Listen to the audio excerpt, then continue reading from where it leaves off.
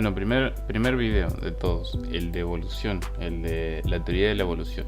Una de las ideas científicas más controversiales es, sin duda, la teoría de la evolución. A pesar de estar basada en sólidas evidencias, después de más de 150 años de haber sido propuesta por Charles Darwin y Alfred Russel Wallace, sigue siendo blanco de objeciones por parte de quienes la comprenden poco o la malinterpretan.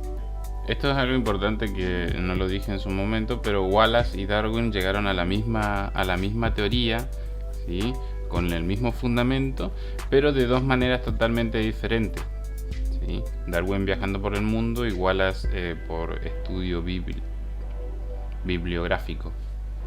estaba por decir. A continuación, las 5 preguntas más frecuentes que se presentan como refutaciones de la teoría de la evolución. Pregunta 1. ¿Es verdad o es solo una teoría?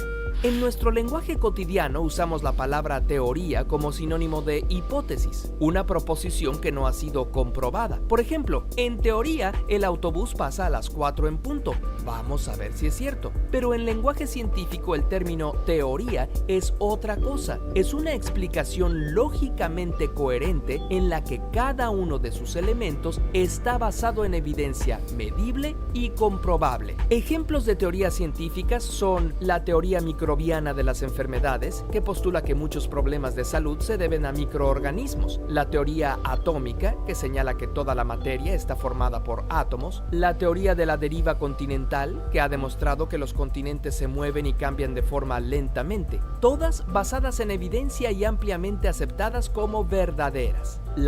Bueno, esperen, acá hace una diferenciación el video de lo que es una teoría en la vida cotidiana, que es una suposición de algo que puede llegar a ser así, y lo que es la teoría en los hechos científicos, que vendría a ser toda explicación coherente que está basada en hechos o en hechos reales o en lo que son los fenómenos observados, ¿se entiende? Por ejemplo, fósiles, por ejemplo, las placas tectónicas, por ejemplo, las grietas submarinas, volcanes, etcétera, etcétera. En el caso de la deriva continental, ¿no? Puntualmente solo hace la diferenciación entre lo que es una teoría en la vida real y lo que es una teoría a nivel científico, ¿sí? Eso es todo. Que es algo que yo les pedí a ustedes que expliquen y muchos no supieron explicar, ¿sí? ¿Cuál es la diferencia entre una teoría en la vida real, en nuestra vida cotidiana, y lo que es la teoría en la ciencia? La teoría de la evolución ha sido confirmada y enriquecida con los descubrimientos de ciencias como la genética, la geología, la paleontología, anatomía, embriología y más. Esas son las ramas de la ciencia que apoyan la teoría de la evolución. Pregunta 2. Si descendemos del mono, ¿por qué aún hay monos? En primer lugar, no descendemos de ninguna especie de mono o simio actual. Los humanos y los chimpancés y bonobos, nuestros parientes más cercanos, descendemos de un ancestro común, quizá parecido al Sahelanthropus, quien a su vez desciende de los Plesiadapiformes, que también son abuelos de los monos, que tienen cola. En segundo lugar, tenemos una idea lineal de la evolución, como si los seres vivos fuéramos Pokémon y un organismo se transformara en otro. Pero no es así. La evolución se parece más bien a un árbol. A lo largo de millones de años, debido a que los hijos nunca son exactamente iguales a sus padres, nuevas especies van surgiendo. Algunas se extinguen y otras continúan dejando descendientes. Si una especie se adapta bien, nada impide que siga existiendo hasta nuestros días. Por ejemplo, el pez pulmonado, posible ancestro de los anfibios y nuestro hace 350 millones de años, sigue viviendo en la actualidad. Bueno, ese es un ejemplo de un pez con pulmones. Bueno, acá ven por qué hay humanos y simios si se supone que nosotros venimos de los simios. Y es que la evolución se modifica o se genera como un árbol, dice. La idea es así: si una misma especie es sometida a dos ambientes distintos, la especie que más se adapte genera una descendencia diferente a la especie inicial. ¿Qué quiere decir? Que si nosotros teníamos un pariente aquí, ¿sí?, y los humanos fuimos, entre comillas, separados de los chimpancés y ellos fueron a otro ambiente mucho más generoso con ellos mismos, ellos mantuvieron esas adaptaciones que les eran útiles, mientras que los humanos no pudieron mantener las adaptaciones porque se tuvieron que adaptar a un nuevo ambiente y por ende cambiar a lo largo del tiempo, obviamente. Vamos menos así. Hoy todo el contenido que hemos desarrollado lo muestra. La teoría de la evolución, la Mark, todos los trabajos prácticos que hemos desarrollado hace que esto tenga sentido. Pero sí, es básicamente como dice el video. La mayoría de las personas tienen una idea de que la evolución empezó en un microorganismo allá hace 55 millones de años o más, o hace 200 millones de años, y se fue desarrollando hasta el humano actual y todo el resto de los individuos murieron y no queda otra especie en el mundo, pero en realidad no es así, sino que hay muchas especies justamente también por el tema de biodiversidad y porque hay muchos ambientes en los cuales se puede desarrollar vida. Seguimos. Pregunta 3. ¿Por qué no se ha encontrado el eslabón perdido? La idea popular de que existe una sola especie a medio camino entre los simios y los humanos no es un concepto científico. La evolución es un proceso gradual y existieron muchas formas intermedias entre los primeros primates y los humanos actuales. Constantemente se están haciendo descubrimientos de estos fósiles transicionales, ayudando a completar el panorama de nuestro linaje. Entonces, hay muchos eslabones y no están perdidos. ¡Ay, qué bueno! Bueno, el eslabón perdido es una idea no científica, como expliqué ahí, de que los humanos y los chimpancés tienen un solo pariente en común, cuando aquí se ve que en realidad no es así. Es lo único que quería que pongan en el trabajo práctico y muchos se hicieron en la cabeza, inventaron un montón de, ¿cómo decirlo?, argumentos para poder explicar eso. Y es bastante simple. Seguimos. Pregunta 4. Si la evolución es real, ¿por qué no seguimos evolucionando? A ver, da la impresión de que los seres vivos no han cambiado en mucho tiempo y por eso parece que siempre han sido iguales, que fueron creados así. La verdad es que los organismos en la Tierra seguimos evolucionando. Unos cuantos ejemplos de especies que estamos viendo evolucionar frente a nosotros. A causa de la intensa guerra que se libra contra ellas, las chinches de cama de Nueva York ahora son 250 veces más resistentes a los pesticidas que otras chinches. Muy parecido a lo que sucede con las bacterias que se vuelven cada vez más resistentes a los antibióticos. Un grupo de lagartijas y Estos son ejemplos de especies que evolucionan. Las bacterias son cada vez más resistentes a los antibióticos por el uso indebido de los antibióticos en realidad. Con las chinches pasa lo mismo. El uso indebido de pesticidas o el mal uso de los pesticidas en realidad hizo que generaran resistencias y hoy día son mucho más resistentes porque los descendientes de las chinches que sobrevivieron en el inicio del uso de los pesticidas, hoy día se adaptaron a los pesticidas y pueden sobrevivir a ellos.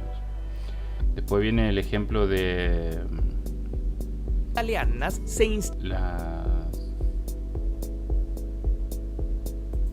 lagartijas, no eran lagartijas, son lagartas resistentes a los antibióticos. Un grupo de lagartijas italianas se instaló en Sudáfrica en 1900. Bueno, que cambiaron la mandíbula. Después Tema digestivo. Los elefantes de Zambia, a causa de la cacería por el tráfico de marfil, están evolucionando y ahora superan el 30% los que por una mutación genética no desarrollan colmillos. Bueno, esto es fácil de explicar. Por la cacería del marfil, los elefantes que no tenían colmillos tuvieron mayores facilidades para poder sobrevivir y para poder dejar descendencia, y hoy día hay cada vez menos elefantes con colmillos porque son cazados, y obviamente al tener un depredador natural sus posibilidades de sobrevivir bajan. 30% Bueno, natural entre comillas, porque están siendo cazados por el humano. los que por una mutación genética no desarrollan colmillos. Por causas similares, los osos polares se están empezando a mezclar con los grizzly. Resultado, una nueva especie, el oso grolar. Los Bueno, eso no hay mucha explicación ahí.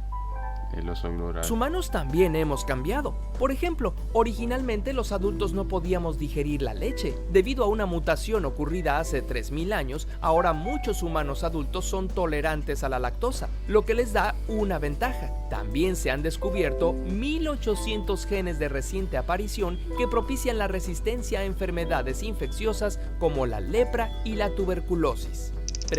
Bueno, a ver, esta idea, a decirle, de que la humanidad no está cambiando, es bastante comprensible si uno se pone a pensarlo, porque la historia de la humanidad no comenzó hace mucho tiempo, entre comillas.